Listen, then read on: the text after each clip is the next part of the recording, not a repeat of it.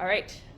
Hello and welcome to today's video where I'm going to be talking about false beliefs and how to identify false beliefs in a slightly different way than you may have ever tried before.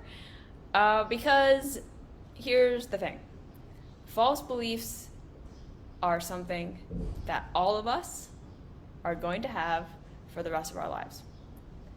Every single person on the planet has false beliefs, and we will always have false beliefs in the sense that none of us are ever going to get to a place, I don't believe, I haven't seen, where we have complete, pure reality perception, right? Where we see reality fully for how it is and have no filter, no interpretation, none of our own story being projected onto it.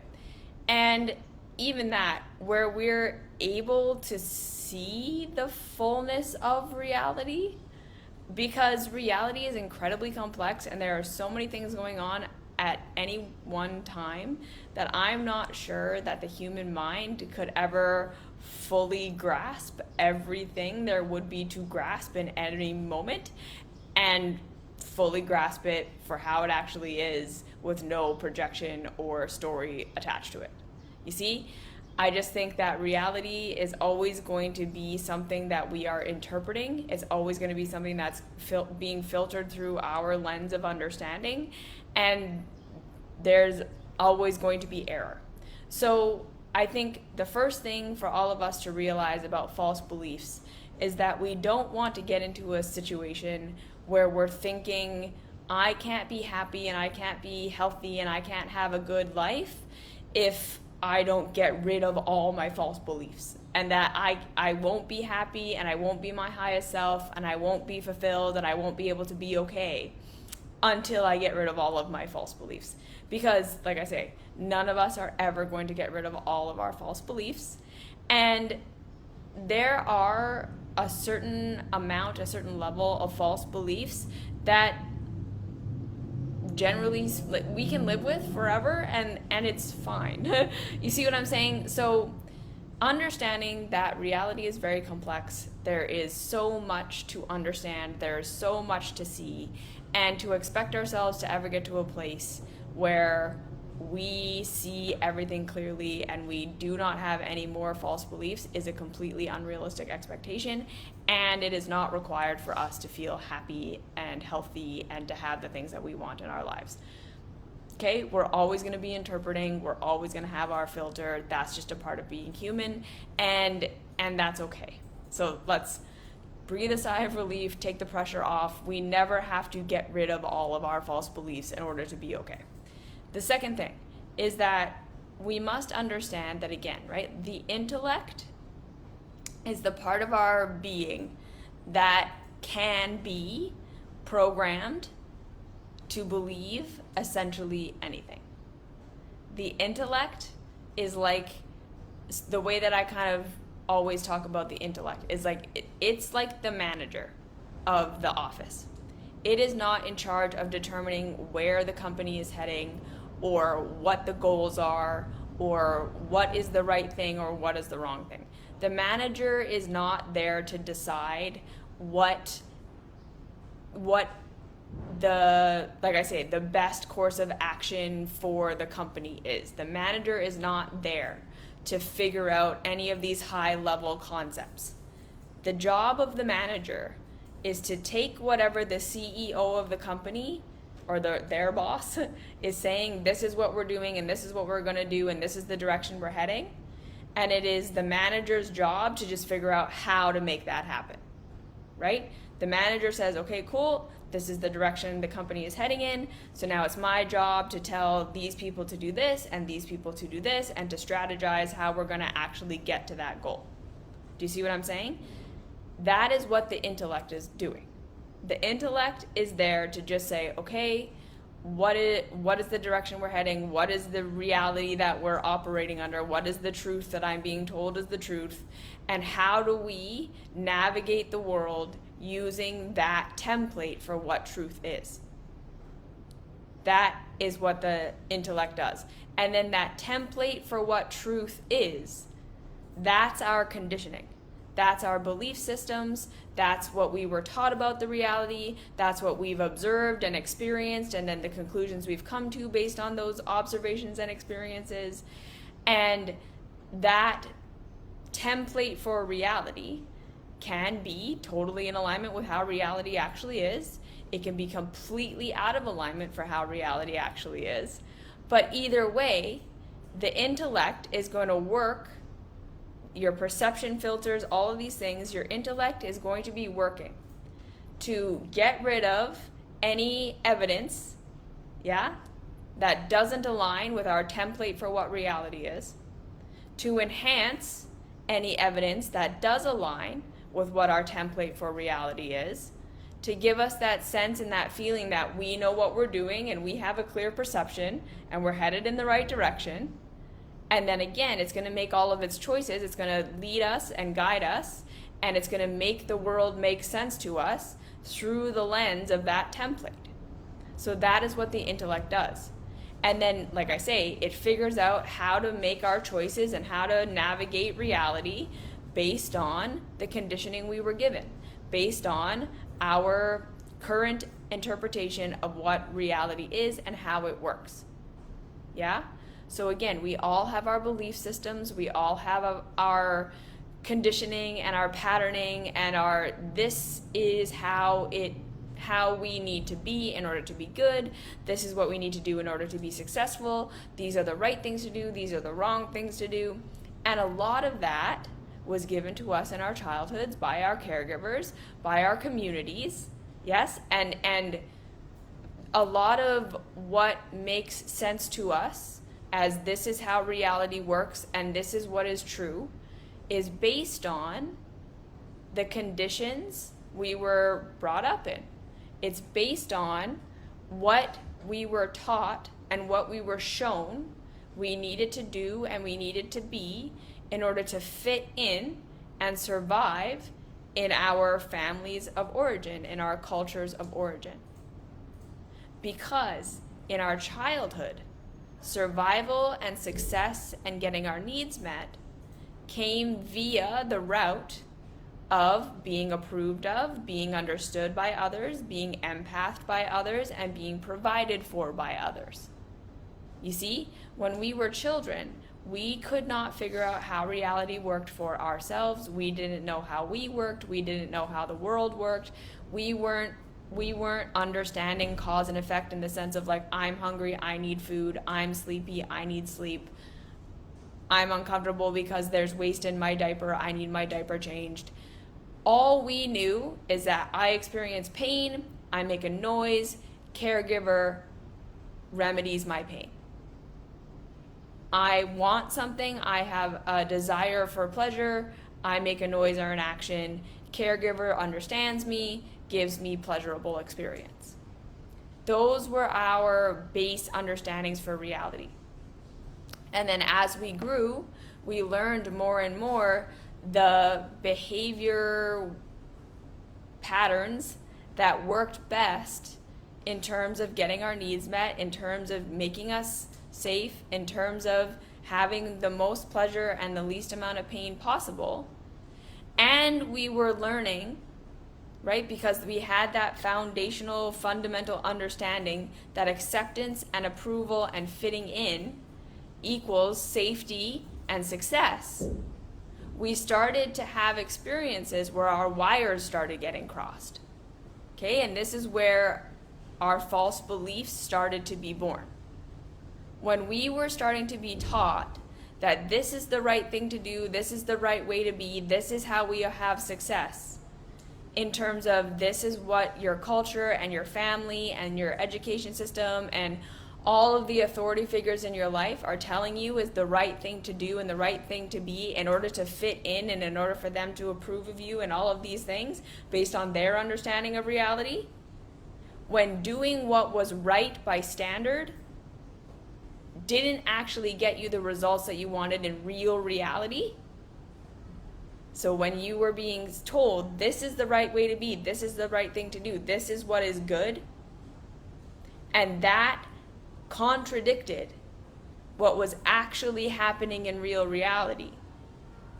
That's when we started to have our intellect getting programmed to be the manager, to make our conditioning work, to do what we needed to do, to make our conditioning make sense, to do what we needed to do, to make our conditioning seem like the right thing to do. Our intellect would work to figure that out. So when we did the right thing and it hurt, we would come up with a story of like, well, that's how it's supposed to feel. That's how I know I'm doing the right thing. When I go in a direction and it feels terrible like this, that's what doing the right thing feels like. That's what our mind started to come up with. So then with that fundamental false belief that doing the right thing feels like this and it's painful and icky, now anytime we do something that feels icky like that, our mind, the manager, is like, okay, good, that must mean this is also the right thing. Because this is what doing the right thing feels like. Because that's what the intellect did. Right? It was just saying, okay, I'm being told this is the right thing. It hurts, it doesn't feel good, it doesn't actually get me what I want. So how do I justify that it's the right thing? And that's what the mind did. And then we build more and more stories on top of that as we continue to grow up, right? We get that fundamental programming that staying in alignment with my culture feels shitty like this. So now anytime I do something that feels shitty like that, I'm telling myself, okay, that good, keep going down that direction. That's the right thing, because that's what doing the right thing feels like. And then on the flip side, same thing. When we did something that was not in alignment with our culture, that wasn't in alignment with our family, that felt good to us, and we're like, oh yeah, this feels great. This actually gets me good results in real reality. This feels exciting to me. This feels nurturing to me. This gets me what I want. But our culture and our family and our society was saying, no, that's wrong, that's bad, you can't do that, you can't be that, you can't have that. We develop shame. We develop guilt. We develop hopelessness. Right? Self-blame. There's something wrong with me. This is bad about me. And we try to shut these things down in ourselves. We try to not go that direction. And then that usually creates pain. And then we develop coping mechanisms and self-sabotage and all of these things on top of it to try to deal with the pain of what feels good being something that's off limits to us. Same thing with what feels bad being the thing we have to do. So then we continue to do things that don't feel good, we have pain, and then all of a sudden there's something wrong with us, right? We have anxiety, we have depression, we have all these things that are wrong with us. We're coping, we're numbing, we're addicted, we have all these strategies for trying to live this life we've been taught is the right life. And then we think, well, if I could just get rid of my coping, if I could just get rid of my numbing, if I could just get rid of my addiction, if I could just get myself to stop sabotaging myself, I'd have this perfect life. When in reality, if you stopped all of those things, you'd just have the pure pain of continuing to try to do something that makes sense to your intellect, right? That was the conditioning you got. This is the right thing to do, but hurts and doesn't feel good in real reality. And then same thing on the other side. You think if I could just stop with these bad habits, I would live in alignment with truth. But the reality is that part of the reason you're doing these bad habits, and I'm putting that in air quotes if you're just listening to this, is because those bad habits, in air quotes, meet your needs on some level. They are right in some way. They feel good. There's some positive benefit in there. Even if it's destructive, even if it's chaotic, even if it seems to be taking you off your path. We need to understand, I'm doing it for a reason. There's some pleasure in there. So what is it? Is it just helping me escape something I don't want to be doing? Or is there an element of this that really is true to me in real reality and it just contradicts my conditioning? What I was told reality is that it actually isn't. You see? So all of us, again, have these things that we're doing and that we're pursuing and that we think are the right thing that aren't the right thing in real reality. And this is something that is so pervasive in all of our lives because, again, our intellects are so trained to believe what we're being told and to believe what we are being shown that we can literally be presented with real reality showing us the results of what we're doing are not getting us what we want so blatantly. And we can have the hardest time even seeing it because our intellect is going to be working overtime to make what we're doing make sense, to obfuscate all of the evidence that says this is not where you want to be going. This is not getting you the results that you're wanting to get. This is your family conditioning that has nothing to do with real reality. And we won't see it. This is why all of us, right, we look at our friends on Instagram and we look at people out in the world and we're like, how can you not see? You're just being your mother. And it's not working for you. And it's like, how can you not see that this thing that you're doing is never going to be the thing that's, we can do it for other people.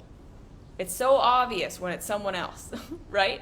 I think all of us have had that experience of like, we all have had the experience where we can be our friend's best therapist. And we can be like, it seems to me like the thing you really want is this, but what you keep doing is this.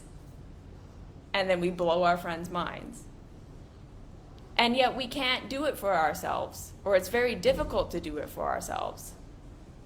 And that's again because we're in the perception reality box that we're in, which is telling us, I have the right way. I know what I'm doing.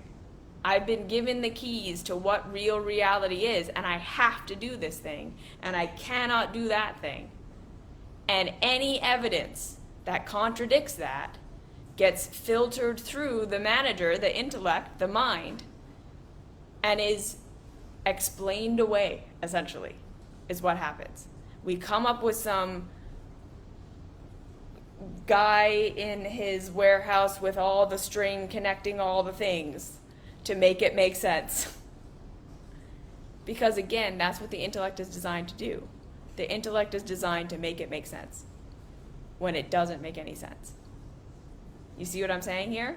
So when we rely on the intellect, which is what we do in this reality, like in our culture is so intellect focused, it's so intellect heavy that we have people on this planet all the time who, like, two people can be standing in a room and observing the exact same reality, and they will have two completely different interpretations of what that reality is. Like, we do not have a base understanding or a base agreement in most circumstances with the people around us about what reality even is. Right? Like, and I've been asked this over and over and over again. Like, Allie, you talk about connecting with reality. You talk about being in reality. But what is reality? What is reality? What do you mean? What's reality? And that, to me, is like, yeah, exactly. Like, we're drowning in our own perception, and we're drowning in our own intellectual stories, and understanding, right, that our stories of what is right and what is wrong and what is the good way to be and what is the bad way to be and what is okay and what isn't okay. These stories have been passed down and passed down and passed down and passed down and passed down through, like, literally all of humanity, just based on what humanity was understanding and piecing together about reality at the time. Right? Like, we can understand that the religions we have today were all born in the beginning of humanity in superstition, in observation of nature and observation of stars and making up stories and projecting humanity onto nature. And that was the root of all the stories we now have about what's right and wrong and good and bad and moral and not moral, mixed in with power dynamics and people saying, well, let's convince the people that this thing is right and this thing is wrong and this thing is good and this thing is bad in order to profit ourselves. And we'll mix it in with this morality, spirituality story to make it more believable. And again, just over and over, like our education institutions, like all of these things, they have seeds of truth in them. I would say most everything we look at, we can find some, okay, that does seem to align with reality, in the sense of when we test the theory against actual outcome, we get the outcome we're expecting. Right? Like this scientific model of we have a theory, we have a hypothesis of why something is happening, and we're going to test that by trying to isolate variables and see if the outcome matches our hypothesis. And if it does, we can say, okay, we have a working theory. We can do it over and over again. We have a working theory. Most things, most ideologies, most ways of being have seeds of truth. They have parts of them that really do get a need met in real reality, that really do serve to see something in reality that maybe the other side, quote unquote, isn't seeing, that address something. Yeah? But the problem is how much other stuff is built up around it, how many other ideas are filtered in and through it that don't align with reality.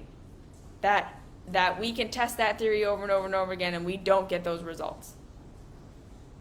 Right? And that, again, that is a false belief. When we are saying, if I do this, if I am this way, if I have this, it is good,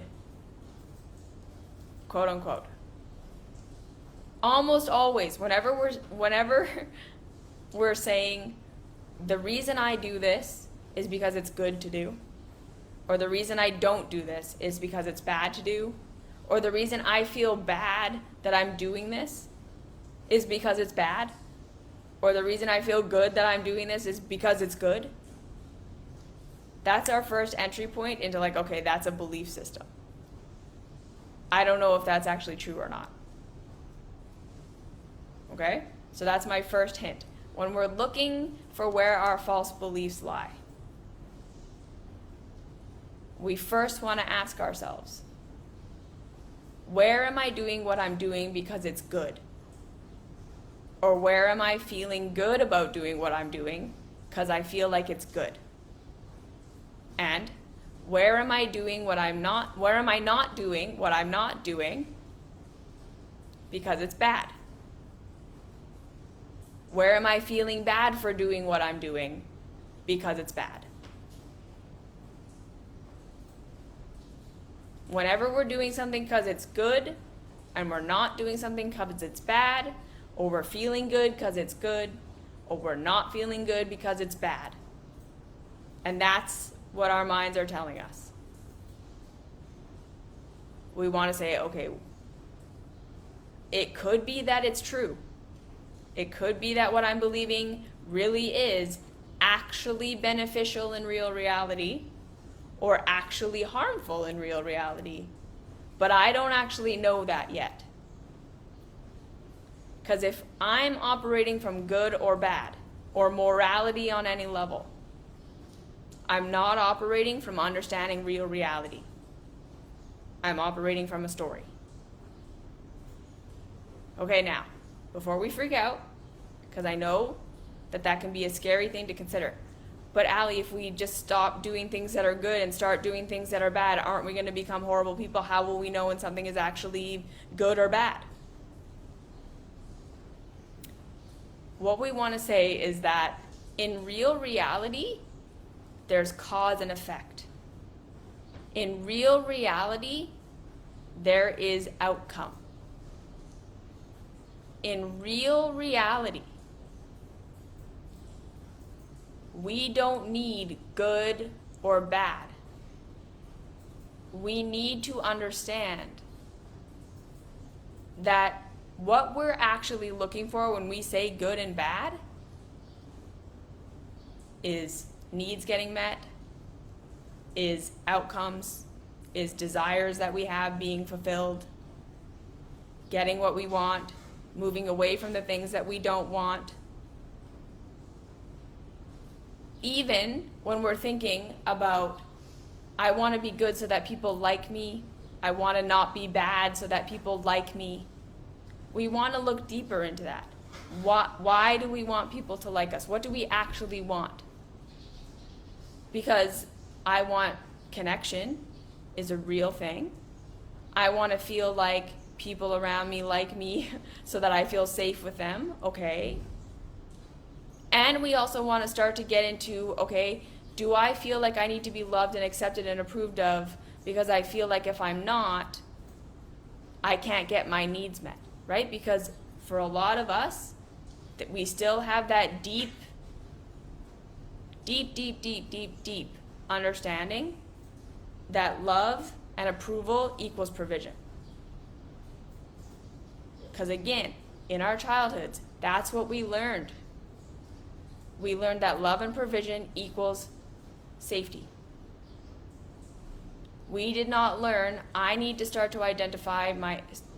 learn how to start identifying my own needs. I need to learn how to start identifying what's hurting me, what feels good, how to build more of what feels good, and how to get rid of the things that feel bad. That interaction with real reality. That understanding that it wasn't mommy's love that made my hunger go away. It was food that made my hunger go away. Mommy understanding that I was hungry and giving me food was what I needed as a child. So her understanding me and loving me and giving me what I needed as a child was the way to get my needs met, to have pleasure and to have pain removed. But now as an adult, it's not about me being pleasing to those around me so that they will empath me and give me what I need. That's a childhood program. In adulthood, I need to start to understand, even if the people around me are going to help me get my needs met, the best way that that's going to happen is going to be through adult communication. Me understanding what I want, me understanding what I need, and communicating that. Not trying to be pleasing to them in whatever way I think they will like me. So altering my behavior. Sorry, there's an airplane going over.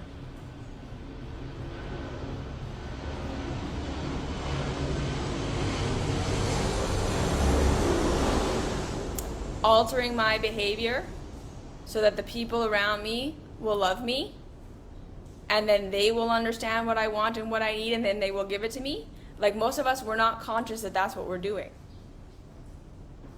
But we do need to start to understand where we're getting locked up because we want to be good, because we still deeply believe that the way to getting everything that we want is to have people around us like us. Because then they will understand us and they will give us what we want and what we need. When we start to empower ourselves, that as adults, we can start to identify what we want. We can start to identify what we need. And we can start to be empowered to either get those things or communicate in an adult way with the people around us to ask for those needs to be met. We will stop feeling like we have to be good all the time.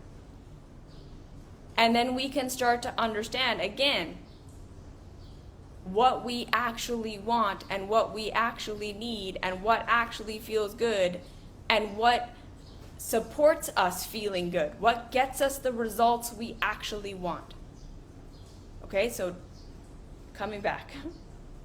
The first step in identifying a false belief is to look for where we're doing what we're doing because we want to be good, or we're not doing what we're not doing because we don't want to be bad. And we start to look for, what does that actually mean? What does being good actually mean? What does being bad actually mean? What are we afraid is going to happen if we are bad? What are we thinking the outcome of being good is going to be? When we're good, what happens?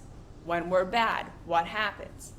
People don't like us, people are upset, okay, and then they don't meet my needs, and then they don't do these things.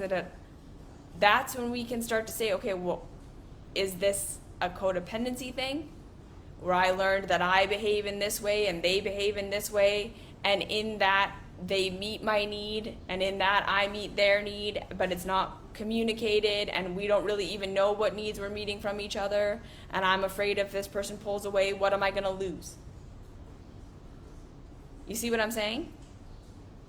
And we can also start to say, okay, again, in real reality, what am I hoping to get by being good? What do I want? What's the outcome I'm going for? What's the pleasure? What's the need? What's the actual outcome? Okay, so easing up on my need to be understood has cut my personal dramas in half or better. Yes.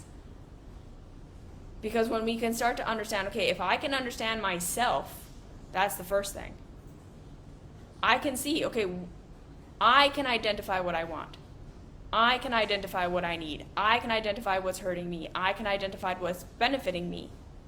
And then I can start to orient my own life towards those things that are actually helpful for me and those things that are not.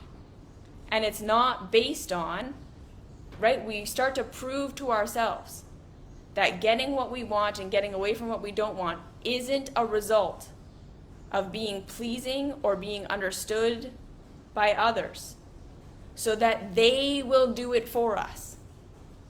Because that's really what we're saying, and that's really what we're doing when we feel like I have to be understood by other people. What we're saying is, I have to be understood by them so that they will do the things for me that I don't know how to do for myself, or that I don't know how to ask for, that I don't even know what it is that I want or that I need. When we can start to say, okay, no, when I feel like I need to be understood, what is actually happening? Why do I feel like I need to be understood? If I were to be understood right now, what would I get?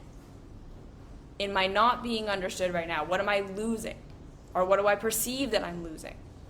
Or what do I perceive that I'm going to lose if I continue to be misunderstood? We want to start to look for what's actually happening. Like, am I afraid this person is going to pull away? If they keep misunderstanding me, are they going to pull away? And then I'm going to lose the connection that I have with them, which is what I actually value, like being able to spend time with them. Am I going to lose their provision in some way? Am I afraid that if they are not here, I can't find food, I can't have water, I can't have shelter? Am I afraid that I'm going to lose my job? What am I actually afraid of? What are they providing for me that I don't know how to provide for myself right now? Or that we have a partnership and I'm not going to lose. You see what I'm saying? We really want to look at why. Why is something good? Why is something bad? Why did our culture, and that's another good question, when we start to ask ourselves, okay, when I'm looking at these things that are good, and I'm looking at these things that are bad, by whose standards? Who benefits from my goodness? Who stands to lose when I'm bad? Right? We start to ask ourselves, when I'm being bad, it's when I'm expressing my negative emotions. Who loses when I do that? I'll just give you like a personal example, right? In my upbringing, in my household, my continuing to not be able to be okay, kept disturbing the peace of the household. Okay? And I constantly felt bad, that I was being bad. I was being overly emotional. I was being bad, that I kept being sad, and that I kept being angry, and that I kept being upset. And the whole household was geared that Allie is too emotional. She's the problem child. She's the black sheep. Her expressing her emotions is bad. And I learned that being calm and being quiet and going along and getting along was good. And so then, as I grew up, I tried to be good. To me, being good was being quiet and being okay with things and being happy and all these things. And every time I couldn't be that, I felt bad. And then when I finally was like, okay, wait, what is going on here? What is good about being quiet? What is bad about expressing my emotions? Right? And it was, okay, well, what was bad about it was that it was highlighting what was not working in my family. Me expressing my negative emotions was highlighting that there were a whole bunch of things and a whole bunch of ways that we were operating as a family that were very unhealthy. But my caregivers didn't want to acknowledge that, and they didn't want to see that, and they were too overwhelmed and all these things. So all they could do was say, you're the barometer child. That's exactly right. I was the emotional barometer of the house. You're bad, you're wrong, you stop. Right? So my conditioning told me that to be emotional was to be bad. And when I finally started to question that, it was like, no, actually, in real reality, me being emotional was identifying the shit that was happening. Because that was the other thing. There was a constant narrative of everything was fine until you started freaking out. Everything was fine until you were upset, until you were... And that was the story. We were all fine, and you ruined it with your negative stuff. And then real reality was, no. Everything wasn't fine, and I was just pointing it out. Just because you didn't see it before I pointed it out didn't mean that it didn't exist before I pointed it out. Right? There was a negative, there was that narrative that I was creating it by pointing it out because it didn't exist before. When the reality was, no, the only reason I could point it out is because it existed. So my whole concept of what was good and what was bad got flipped. And then, as I started to be able to trust, when I feel shitty about something, it's because it's shitty. It's because it's out of alignment. It's because there's something I need to look at in the way that we're doing things so we can change them, so we can figure out what is shitty about this, right? Because that was the thing. What my family was doing made sense to my family. It completely made intellectual sense. This is how we do things. But it didn't actually work in real reality. The way we were eating did not work in real reality. We were sick. The way we related to each other, we were incredibly codependent. The way that my caregivers were with each other, the way that I was with my caregiver, it was like the way we related to each other was totally fucked up. Our religion was totally fucked up. There were so many things of the ways we were actually living our lives were not giving us good results. What we thought was being a good person was not being a good person. Because in real reality, the outcomes were negative. They were destructive. It made sense to our intellect. But my emotions were saying, no, this is not right. This feels bad. And as I started to allow myself to question, if something feels bad, maybe it isn't true. Okay, so that huge shift of if something feels bad, that means there's something wrong with me. That's what most of us are living right now. Shame, blame, guilt, and hopelessness. If I feel bad doing something that I should be doing, it's because I am broken. If I feel good doing something I shouldn't be doing, it's because I am broken. That's the second entry point into figuring out where our false beliefs are. When you feel like your feelings mean that you are broken, that's the second way to say, nope, that's a false belief. How I'm feeling about something is never a message that I am broken and I shouldn't feel this way. We can be wrong about how we're interpreting reality. We can be wrong about what we're making things mean, and that is creating negative feelings. That's absolutely a reality. We can be in such a state of trauma and depression and fear that we're interpreting everything as a threat even when it isn't. That we're interpreting everything as bad even when it is safe. That's possible. But even in that, your generalized anxiety or your generalized fear or your generalized is still not a sign that there's something wrong with you. It's a sign of you needing support. It's a sign of you needing help. It's a sign of you maybe needing medication or therapy or some sort of support so that you can start to see reality a little bit clearer. Because again, I still believe, even in cases of anxiety and depression where it's generalized at this point and we just see it everywhere and we see it, there was still trauma somewhere. There's still something in your reality that doesn't work. And now we're just at a point where the emergency bells are just ringing all the time. So we need some support to help us regulate a little bit, right? We need some medication, or we need therapy, or we need whatever we need to get us to a place where we can start to look at what's actually happening. We can start to process our trauma. We can start to process, okay, but what actually hurts because it's just shitty and it's not me.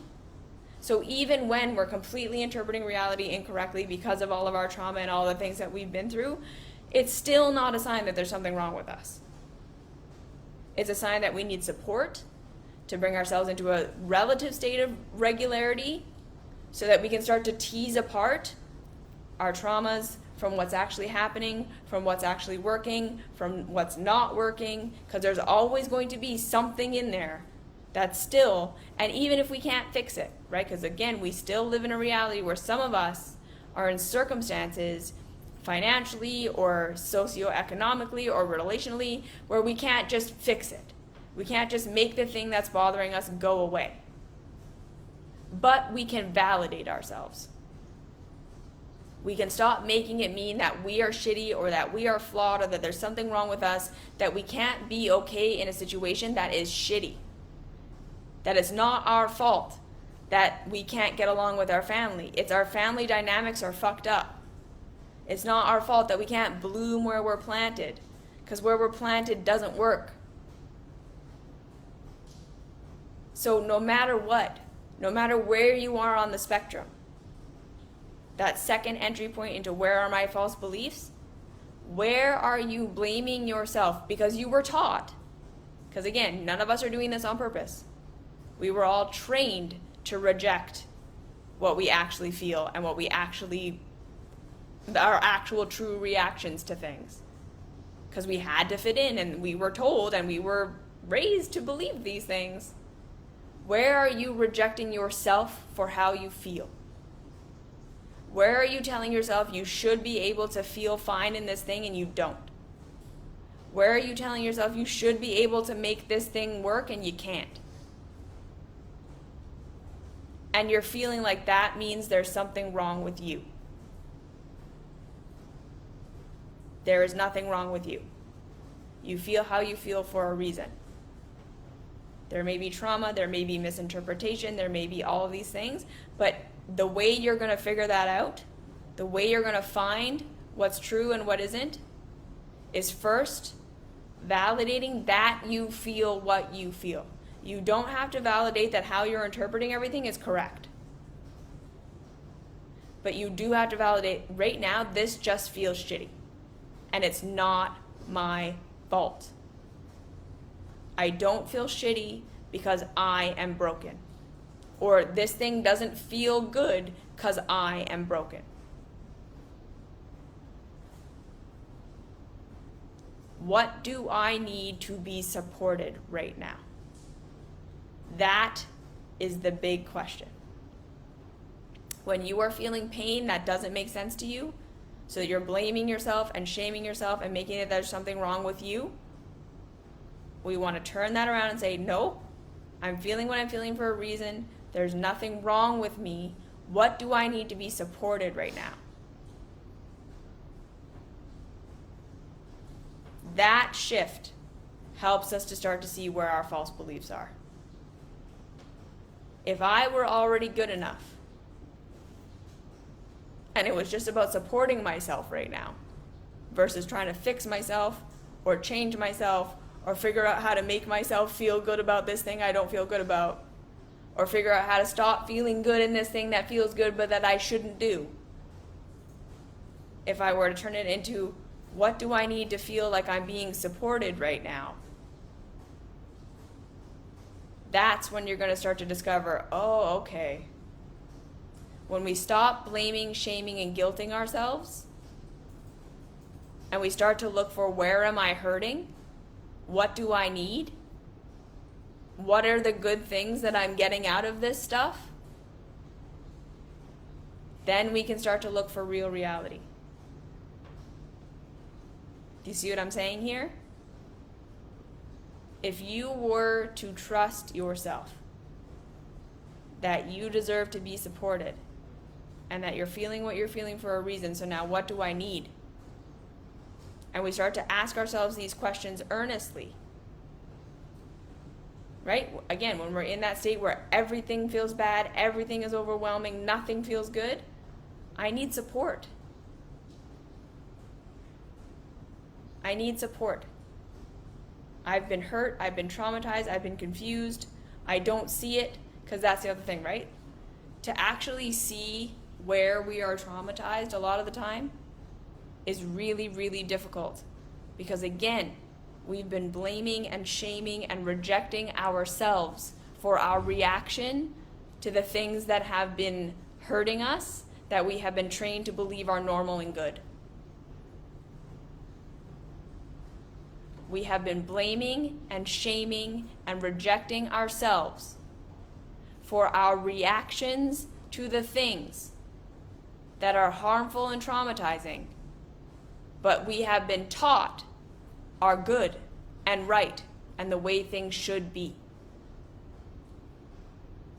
This is why this self-love tool of, I'm going to get on my own side, I'm going to witness my actual reaction and not make it wrong and not make it bad,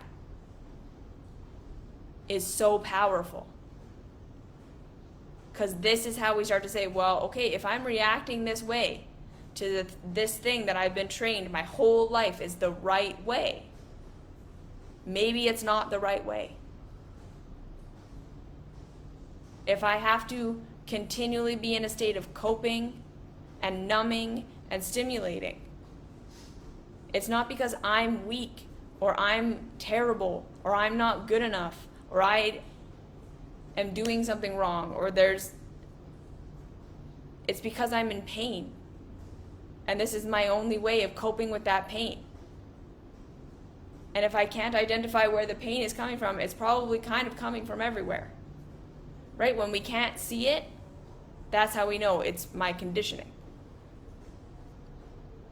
I've been conditioned to see something that is actually painful and traumatizing as good and fine and normal. Something in my normal isn't actually good in real reality.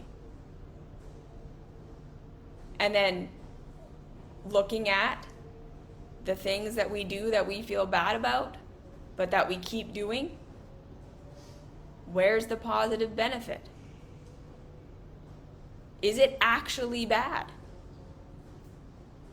Again, who is it bad for? Who is me being good for? Right? Like when we start to look at this society and just hustle culture, just one example. Who is hustle culture good for? Because I will tell you right here and right now, it is not good for the people. To be in a constant state of hyperproductivity is not fucking good for any human being who's being like that.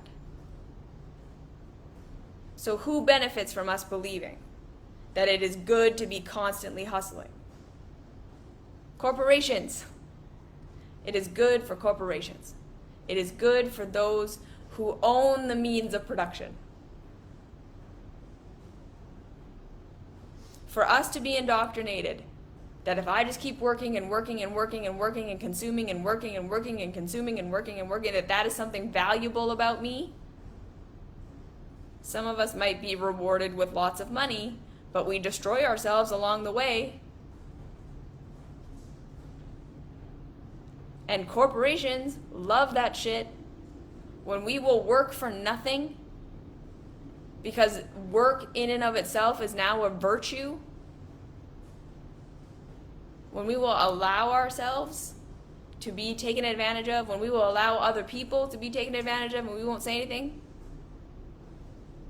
corporations win. Investors win. We don't win. We destroy ourselves for their profit, believing that we have done something righteous. Christianity talks about this all the time. Being meek, bloom where you're planted. I think that's bullshit. No. If something isn't working, move. You're not a fucking plant.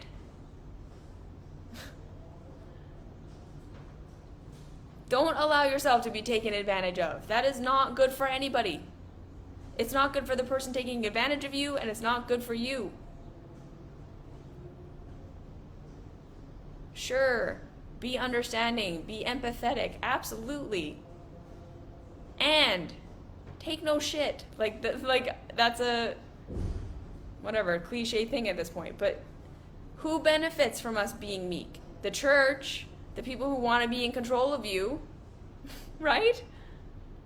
The institutions that say just follow our orders, and that is what being good is, and you'll get to go to heaven if you just don't stand up for yourself ever. So when we come in and take advantage of you, you don't say anything because you feel like that's what being a virtuous good person is, and you will be rewarded in the afterlife. Whatever. They're being rewarded in this current life, and we have no guarantee of what the afterlife is going to be. Think about it. Who does being good serve? Who is being bad for? Because if it is in real reality actually bad, it will hurt you beyond people not liking it. Right? If the outcome that you're afraid of is people are going to be upset with me and people aren't going to like it, question that. If the outcome is actually it hurts me in some real way outside of other people's opinion, then okay, maybe it's not great. But we want to start looking at real outcomes. And again, I understand this is messy because with people, we are interconnected. We do rely on others for things. We can't all just, yeah, whatever. So I'm acknowledging that. People's feelings do change how they interact with us and all of these things. But again, it's a gray area. We want to look for nuance. There are lots of places where a lot of us can be misunderstood and go a way that people don't like and still be fine. Still be able to work, still be able to have a roof over our heads. We will still be able to find friends. Maybe we have to go and be alone for a little bit. Maybe we won't be understood the way we want to be. Maybe we will lose the people we currently have right now. But that doesn't mean we will be alone forever. We have to be willing to just take these steps and to say, okay, what is the outcome in real reality? What do I want in real reality? And that is a journey to really start to learn what we actually want and what we actually need and what we're actually going for, right? Like that's stuff we should have been taught as we became adults, and we just weren't. All of us just kept believing the same story of success as an adult is the same thing as success as a child. People loving me, people approving of me being good so that they will meet my needs. But that's not adult reality. Adult reality is I need to figure out what my needs are and what my wants are and what works for me and what doesn't, and then how to communicate that effectively with the people around me to work together interdependently, where I can get my needs met on my own, where I can't get my needs met on my own and I need some help, where I need some support. You see, it's not black and white, but we do want to start with asking ourselves these questions. Where am I living for good and bad? And where did that come from, and who is benefiting from that? Where am I blaming myself for where things feel bad, and I'm telling myself that that's something wrong with me? Where am I blaming myself for things feeling good, and I'm telling myself that that's something wrong with me? What's real reality? What's actually going on? Is it actually bad? Is it actually good? What does good and bad mean in real reality? What do I mean by good, and what do I mean by bad? Where do I feel dependent on the people around me understanding me, and why? What do I need to start to understand about myself so I can more effectively communicate what I want and what I need, even just to myself? And again, connection and wanting people to like you so that you can have conversation and connection, all these things, that's a need. But we can still get that met without having to bend over backwards and be people that we aren't, so that the people around us will like us. You see?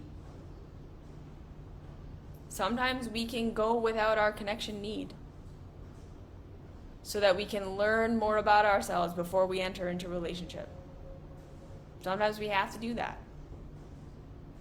We got to break up with our, as Martha Beck calls them, our generalized other, so we can try on different ways of being and see if different ways work better. In real reality, do we get better results? Because that's what I had to do. I had to leave my family. I had to leave my country of origin. I left. I said I was going to figure it out on my freaking own. And I did. I have a totally different life than what I was raised to be in. And nobody from my past understands. And that's okay. Because I'm getting better results, and that's all that matters. I found connection with other people who do get it. But I also learned that I didn't need as much connection as I thought that I did. Okay. So those are some different ways of looking for your false beliefs. Look at good and bad. Look at how you actually feel. And instead of saying, what's wrong with me that I feel this way, ask, what do I need to feel supported in feeling this way? What do I need to feel supported in feeling this way? If who and what I am right now is not bad and is good, and I'm just doing my best, and I really do feel this way, what do I want and what do I need? That's going to help you start to break out of the conditioning. And it's not easy, and it's not a thing you do one time. We do it over and over and over again. All of the tools that I offer, we do them over and over and over again. Because this is deep and complex, and it's right. It's just there's no quick fix for it. So just slowly start to ask yourself where your understanding of good and bad came from, who benefits, what do you actually feel, and what if you were to validate how you felt and not make it wrong, and ask yourself what you need. Okay? Okay. So that's that. Thank you for being here. Thank you for watching. Have a fantastic day, week, month, whatever it's going to be, until I see you next. And I'll see you again later.